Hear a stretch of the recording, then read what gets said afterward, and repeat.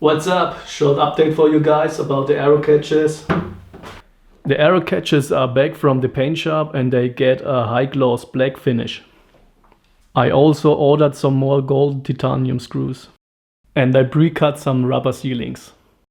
And I also made these mounting brackets because the angle of the hood is so steep. But let's take a look when we mount it. So let's put them back together. I also smooth out the cut on the back side.